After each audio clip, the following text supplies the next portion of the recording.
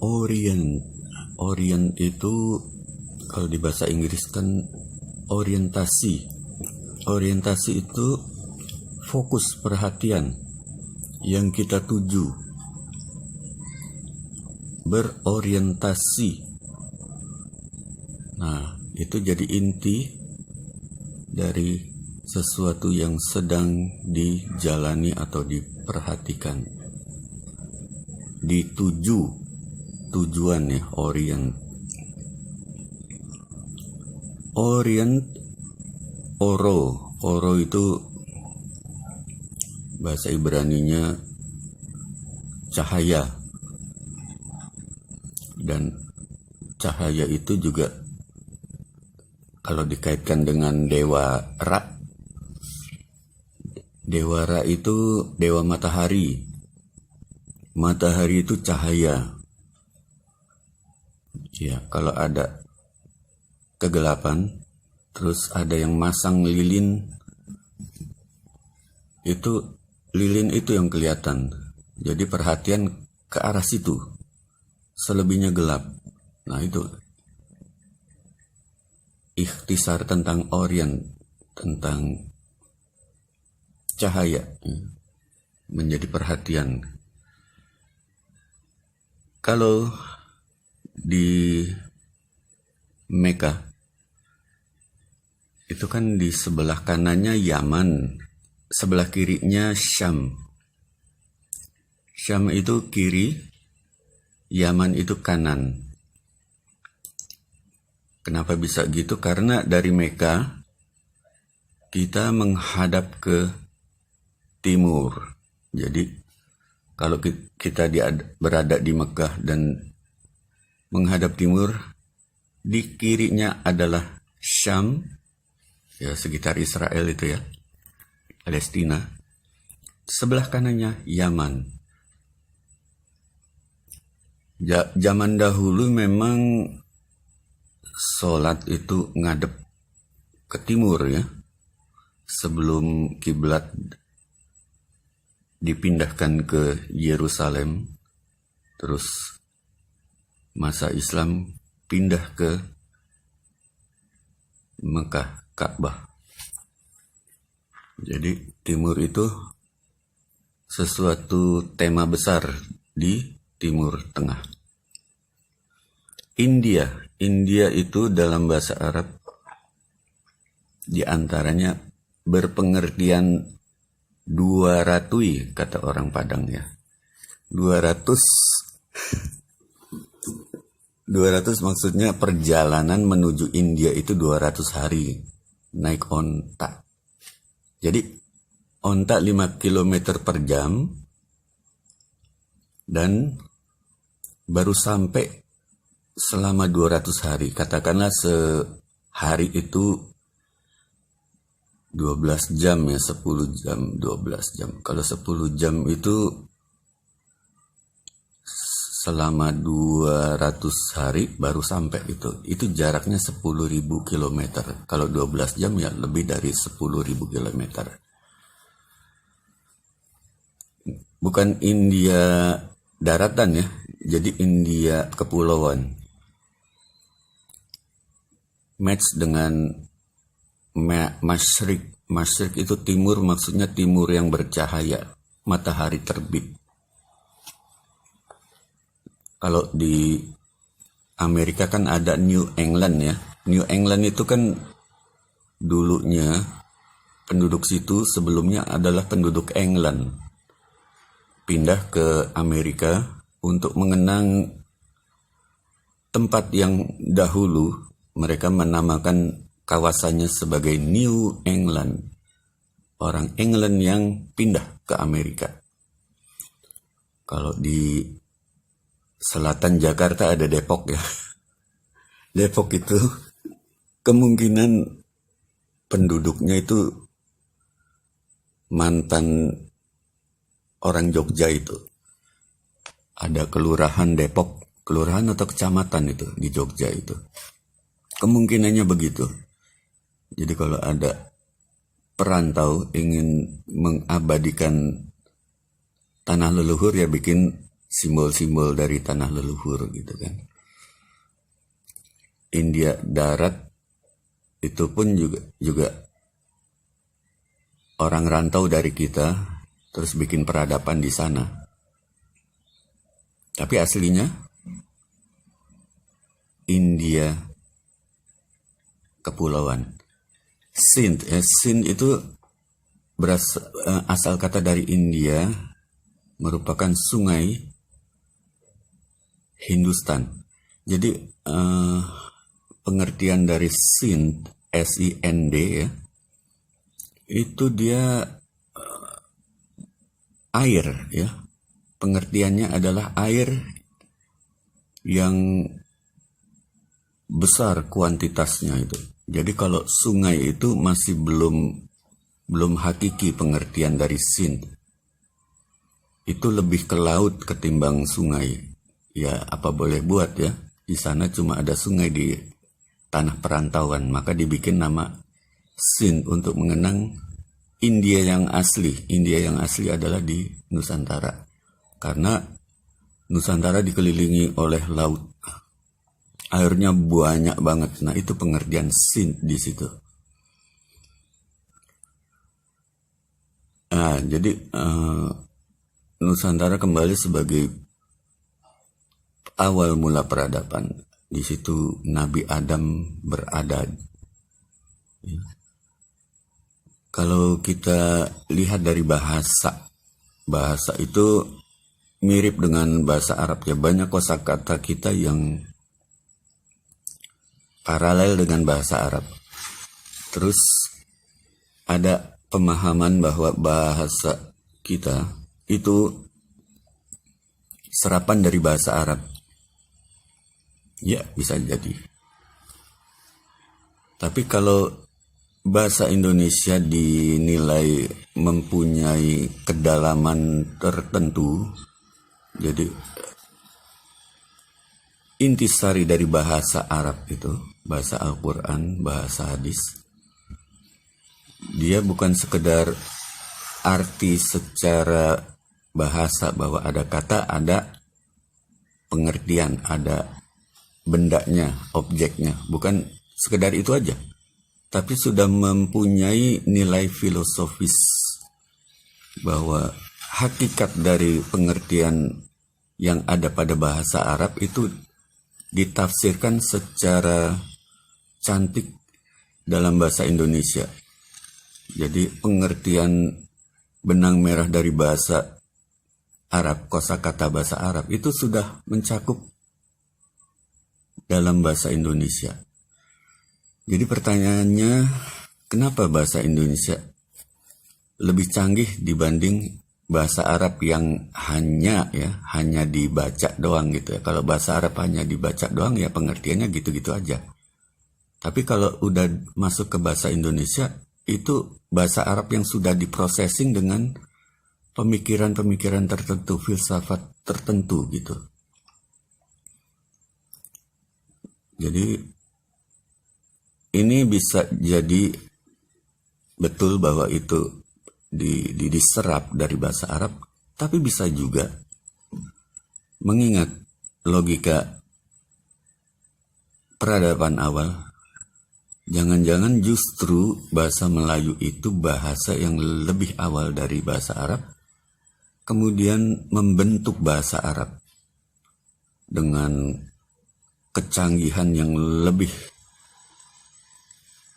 berkualitas gitu kan. Bahan bakunya dari bahasa Indonesia, terus diciptakanlah bahasa Arab dengan sophisticated yang lebih dalam. Sebagaimana bahasa gaul kan itu bahan bakunya dari bahasa Indonesia ya. Diulang-ulang lagi nih video sebelumnya juga. Akikah gitu, itu maksudnya aku jadi akikah. Itu seolah dua bahasa yang berbeda, padahal akikah itu induknya adalah aku jadi akikah. Mahal menjadi maharani. Jadi no problem kalau dua bahasa itu seolah dua entitas yang berbeda, tapi dia bisa aja berhubungan, yaitu yang satu memproduksi yang lain. Jadi bahasa Arab itu disinyalir ya berinduk pada bahasa yang ada di Nusantara. Saya dalam bahasa Indonesia menjadi ya dalam bahasa Arab.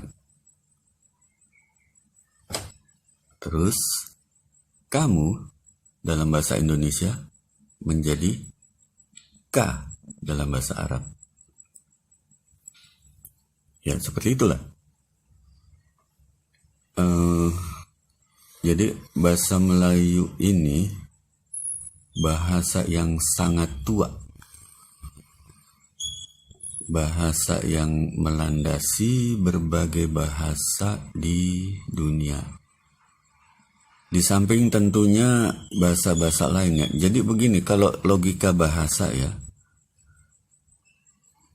yang menjadi induk bahasa itu harus bahasa yang terang, yang tidak diwarnai oleh dialek-dialek, oleh aksen-aksen yang menghilangkan kemurnian dari pronunciation bahasa itu sendiri. Contoh, tak ya tak aja, nggak ada sa, nggak ada ta, gitu. Kalau B ya B aja, nggak ada B. D ya D aja, nggak ada D, nggak ada Z, nggak ada Z. D itu terang gitu, belum di apa-apain itu, masih bahan baku. Jadi bahasa Melayu ini disinyalir baik membentuk bahasa-bahasa daerah lain dengan variasi aksen maupun bahasa-bahasa di luar. Bahasa Sanskerta umpamanya, kita nggak menduga nila itu ya bahasa Melayu juga dan bahasa Sanskerta juga. Kenapa nila bahasa Indonesia yang masih bertahan, sementara nila bahasa Sanskerta sudah tidak banyak dipakai kecuali oleh peneliti ya. Jadi bahasa Sanskerta itu pun berasal dari bahasa Melayu. Bahasa yang mempunyai aksen itu turunan dari bahasa yang masih bahan baku seperti yaitu bahasa Melayu. Bahasa Melayu ini pembentuk dari bahasa-bahasa di seluruh dunia. Jadi Astronesia itu kan induk bahasa ya. Jadi ada link-link tertentu yang bisa dirunut bahwa ini berasal dari bahasa Melayu. Banyak bisa dicontohkan begitu ya. Jadi kalau ada teori utak-atik gatuk itu tidak dengan sendirinya patut dilecehkan, karena paling enak kita ngambil dari bahasa awal untuk menafsirkan bahasa yang ada di luar bahasa tersebut. Ya, umpamanya ya, dalam bahasa Arab ada syahadat. Shin, ha, dal, ya, syahadat. Itu kalau di bahasa Indonesia apa kira-kira? Sehat ya. Jadi syahadat itu berasal dari kata sehat. Mau bukti enggak? Nah, begini, kalau Jesus Christ bilang dan kebenaran itu akan membebaskanmu, ya maksudnya dari kesusahan, dari problem itu. Pokoknya stick dulu deh pada kebenaran, fakta, data apa adanya. Nah ini kan bicara soal syahadat. menyaksikan dulu dah. Kita coba teliti di dunia nyata itu sebenarnya fakta-fakta dan data yang sesungguhnya itu gimana. Kayak di Israel Palestina ada apa namanya? Pergolakan ya. Kita periksa aja fakta data. Eretz Israel, betul nggak itu? Oh ternyata Eretz Ibrahim menurut kitab Bible. Nah itu dari awal udah salah kaprah itu. Makanya konflik kan. Nggak ada kesadaran untuk kembali pada kebenaran terlebih dahulu. Jadi kalau udah bersyahadat terhadap kebenaran, kemudian mencari solusi berdasarkan fakta dan data yang sudah disyahadatkan, disaksikan secara ilmu, baru itu kita melakukan treatment sehingga ada solusi, sehatlah gitu. Jadi mau sehat, bersyahadat dulu, cari ilmu dulu gitu. Investigasi dulu fakta dan data. Jangan sampai hoax dijadikan sandaran kemudian ya nggak ada ujung pangkal itu keributan. Begitu. Itu syahadat. Terus ada lagi penyakit itu marod. Marod itu apa ya? Di bahasa kita apa? Morot. Morotin ya. Nah, morotin itu simbol dari perilaku buruk. Mengambil hak orang dengan cara tipu muslihat, nyolong, korupsi, manipulasi, morot, sehingga orang diporotin gitu, dirugikan. Itulah yang disebut penyakit. Kalau dilihat dari fakta data, penyakit itu disebabkan di samping oleh salah makan, salah minum, itu juga yang nggak kalah hakikinya ya karena morotin, karena berbuat zolim. Orang yang berbuat zolim itu badannya rusak. Marad. Nah, jadi uta ati gatu ini kok bisa matching? Ya karena yang di uta ati gatu itu bahasa awal, bahasa yang menjadi pangkal gitu. Gue banget juga pernah ini ketemu orang keraton. Ini orang keraton kok uta ati gatu pakai bahasa Indonesia. Pakai bahasa Jawa atuh kalau mau uta ati gatu. Tapi dia pakai bahasa Indonesia. Dulu gue banget masih belum ngeh gitu ya, nggak sempet nanya, kok pakai bahasa Indonesia mas? Tapi ya akhirnya setelah diteliti, kok nyambung juga gitu, nyambung juga. Jadi uta ati gatu itu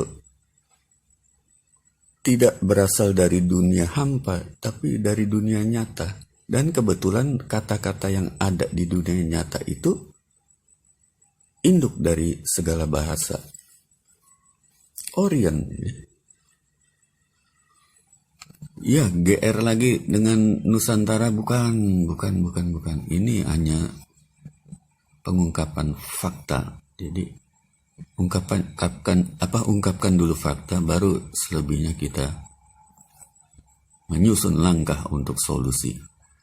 Karena Nusantara nggak bisa dibanggakan juga karena apa? Karena Fir'aun sendiri itu berasal dari Nusantara ya. Orang-orang Mesir itu mengklaim berasal dari timur. Jadi Nusantara itu ya hitam ya putih, nggak bisa banggakan secara mutlak. Yang penting gimana kitanya gitu, milih yang hitam atau yang putih gitu aja. Jadi Mesir itu kan secara bahasa kan timur. Orang timur. Jadi nama Mesir itu untuk mengingatkan mereka berasal dari timur. Gitu. Pokok timur ini harus dibangkitkan, dibikin menjadi tema besar. Ya, selebihnya terserah Anda gitu. Kayak Rexona aja. Oke. Try this at home.